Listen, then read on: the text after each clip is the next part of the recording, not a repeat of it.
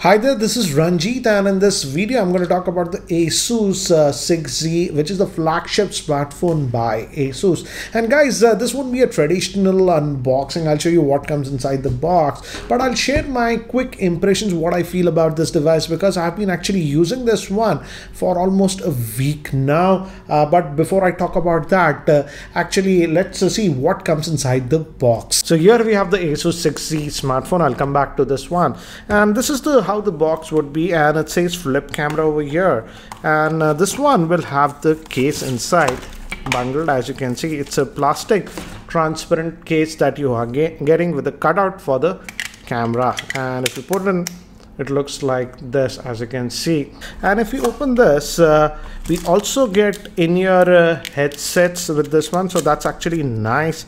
And this one actually has a proper 3.5mm headphone jack, and as you can see, these are in-ear style earphones that you are getting. That these are again Asus branded, and you also have a controller here and an integrated microphone to take or end calls, and you also get some extra ear tips for the same. And this is your power adapter. It's a Qualcomm quick charger, guys. This is actually 18-watt charger, and the plug point for this one is here in the box. And apart from that, you also get the USB Type-C cable in the box. So here is the phone itself, and as you can see, the build quality is really good, guys. The outer casing is metallic chassis that you are getting, so it gives a good feel to the phone, and it's protected by Gorilla Glass 6 on the front. And we have the dual camera setup. The primary is a 48 megapixel Sony sensor, and secondary camera is a wide angle lens, and this actually flips. And we also have a fingerprint scanner over here. And in terms of physical overview, as you can see on the top, we have a secondary noise cancellation microphone over here. Again, the build quality is really good. We also have this special key known as the smart key. Volume rockers, power on off can again gives a very good tactile feel. Bottom, we have the vent for the speaker, USB Type-C port, 3.5mm headphone jack, and here you'll have the SIM tray. And this also has stereo speakers because the earpiece also acts as the speaker. And the party trick for this one is the front facing camera actually flips up, and you can actually move it also to get shots in a different particular angle if you really want. And when you go back to home, it just goes back. Now let's talk about my quick impressions about this one. And no way, guys, this is the full review. I'm still testing the device. Probably I'll post the review after a week or so. In fact, the launch is on 19th June. Then we'll know the pricing. I think so it might be priced very close to the OnePlus end, but let's see.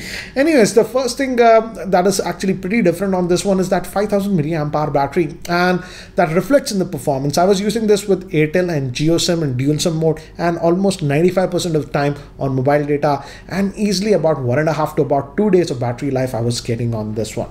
I also like the fact that it has that physical LED notification light at the top, and it's a multicolored light, so I really appreciate that that we have that. Now moving to the UI, Asus is having this new UI which is actually almost close to stock Android. It's really fast. Again, the Snapdragon 855, which is the flagship, handles everything, and I have noticed no lag or anything on this device. Everything is really fluid, and it's almost close to stock Android that you are getting. In fact, it also has features like digital well-being, which is actually not present on some of the other Android smartphones that come with Pie update. In fact, in the last 1 week of usage, it has already got 2 OTA updates, and I feel it has added some improvements in terms of camera, but I expect that might even get one more update before the launch.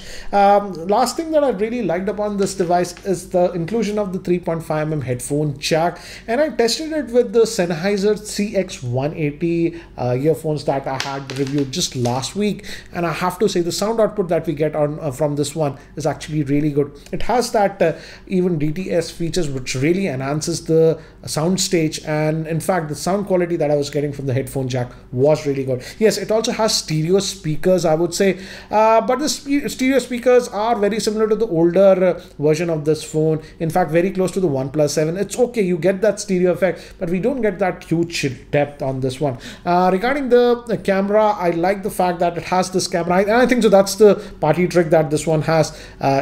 If you notice, we have that 48 megapixel camera and the wide angle lens, but when we try to invoke the front facing camera, this actually goes up and this moves around. In fact, watch my overview video that I had posted about a month back. The camera is actually really durable. Asus was talking that this camera is really durable, so I did abuse it a little bit, and as you can see, I'm holding it with the camera also, then it works. You can actually manually even move the camera along, and it has some neat tricks like what do you say, you can have panoramas and stuff without moving around. It does it automatically because it can move the camera and stuff. In fact, I talked about this in the earlier video, so won't talk a lot. But in terms of camera, as you can see from the sample shots, the camera performance is actually really good in outdoor conditions. The color reproduction is actually very close to natural, and as you can see, it comes out good. Also, we have that wide angle lens, and outdoor conditions, it actually does a pretty good job. And as you can see, various samples that I took all came out really good in outdoor conditions.